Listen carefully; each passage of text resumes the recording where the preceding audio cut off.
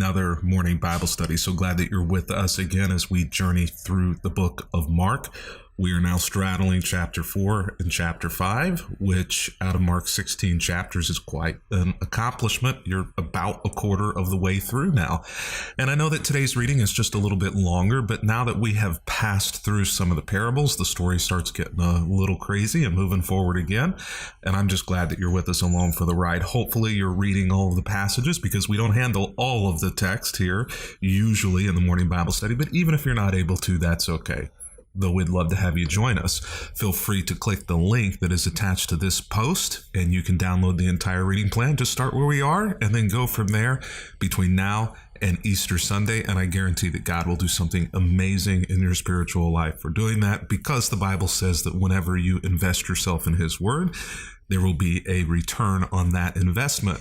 One other thing too, before we jump into today's passage, if you've not already done so, kmyoung.com/sign up. Got a real important email with some great, huge, amazing news coming out either today or tomorrow at the latest. So make sure you're on the list so that you get that. Well, I have to tell you, today's passage is one of my favorites. And so I'm going to resist the urge to go too deeply into it. But I think that you will enjoy it as well. Mark chapter 4, verse 35. And then we're going to leave chapter 5 for you to read after this. So as evening came, this is after Jesus has finished with his teaching and his parables. And as evening came, Jesus said to his disciples, "Let's cross to the other side of the lake." Now, those of you who are literature folks will know that what's happened here is just a little bit of foreshadowing, because Jesus has said to them, "We're going to make it to the other side of the lake." Now, I could probably preach a whole sermon here on the idea that Jesus has promised us that we are going to make it through as well, just as he promised his disciples they were going to make it to the other side. But what we're going to see is that a storm comes up in the middle and the disciples forget that Jesus had made promises to them. And when Jesus makes a promise, he keeps those promises. Let's cross to the other side of the lake. So they took Jesus in the boat and they started out, leaving the crowds behind. Rare that the crowds get left behind, although other boats followed. So some people got in boats, maybe it was their fishing boats, maybe it was other people's fishing boats, and began to try to follow Jesus to the other side of the lake, the Sea of Galilee. But soon, and this happens out on the Sea of Galilee, in surprising moments, a fierce storm came up. So not just your normal run-of-the-mill storm, but a fierce storm that put the fear of God into these disciples.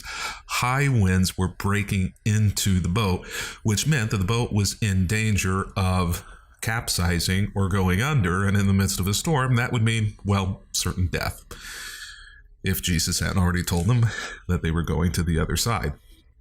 But obviously at this point now, they are extremely fearful because the boat is beginning to fill up with water. And where is Jesus?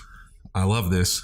Jesus is sleeping at the back of the boat with his head on a cushion, or quite literally, Jesus is sleeping at the back of the boat with his head on a pillow.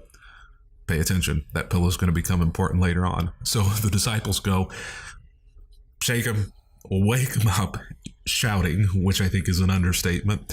"Teacher, don't you care that we're going to drown?" So I hope you're imagining this picture and the theatrics. Imagine a film being made of this and them saying to Jesus, "Don't you even care? How can you sleep through this? Do we mean nothing to you that we're going to drown?"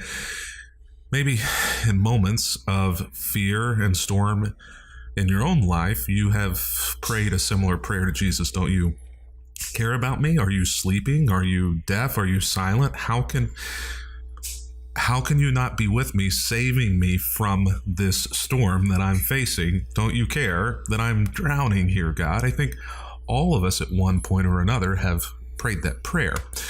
So Jesus wakes up and he rebukes the wind and he says to the waves, quite literally, "Shut up. Be still." And suddenly the wind stopped and there was great calm. This is not the outcome that they were expecting.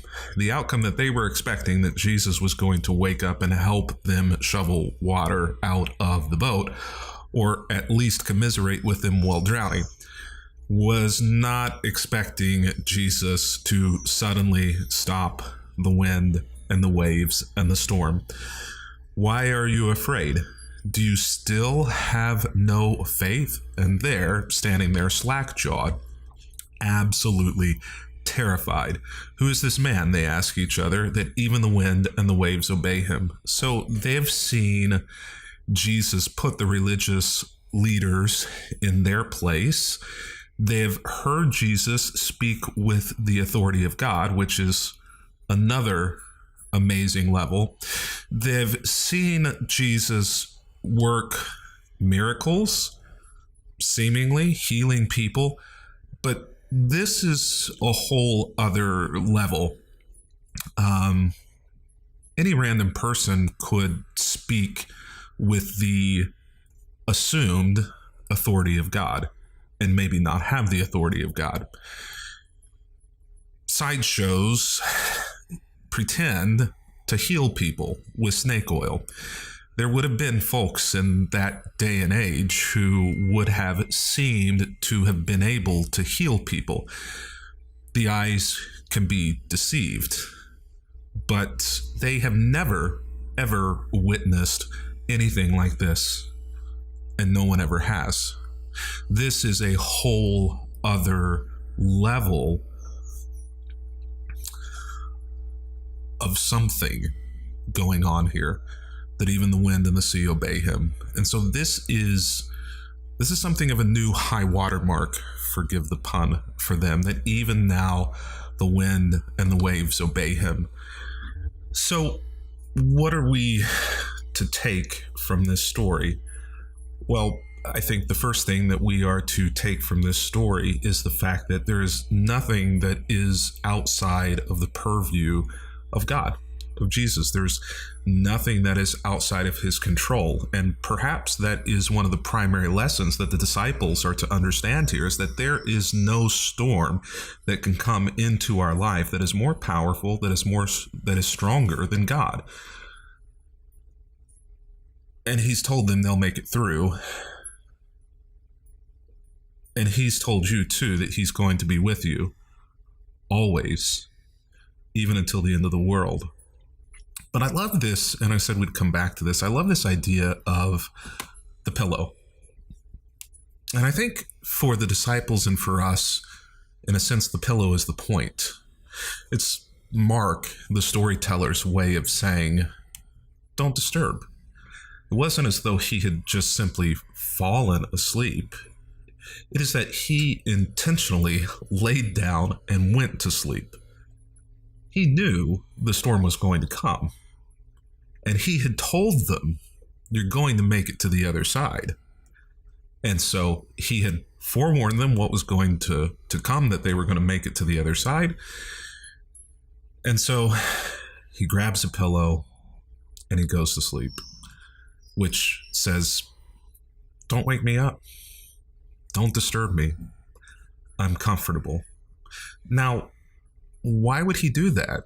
And then why would he be so mad seemingly mad, whenever they woke him up? It was lack of faith, but also I think that they could have had the ride of their lives. The best roller coaster ride ever. Jesus was right there. They weren't going to drown. They weren't going to die. God was there with them. And he had said, we're going to make it through. We're going to make it to the other side. They could have had the roller coaster ride of their lives, but because of lack of faith and fear, they ended it. I know that sometimes roller coasters aren't fun, but you have Jesus with you. Find enjoyment. Find the life in the midst of the storm. These disciples, they were fearful and faithless. They could have been brave and courageous and enjoyed the ride of their lives, but they short-circuited it.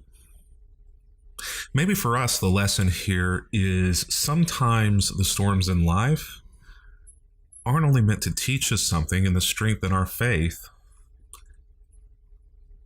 but maybe there's some way to enjoy it, to experience some things that we might not otherwise experience, understanding, knowing, and trusting that Jesus is right alongside there with you. It's not going to let you drown. He's not going to leave you behind. And you're going to make it.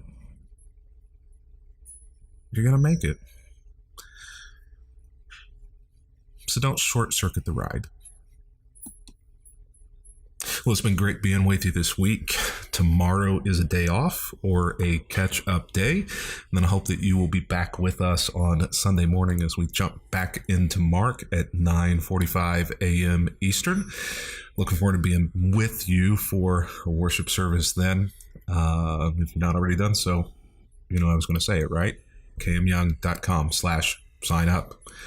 Well, until next time, happy reading.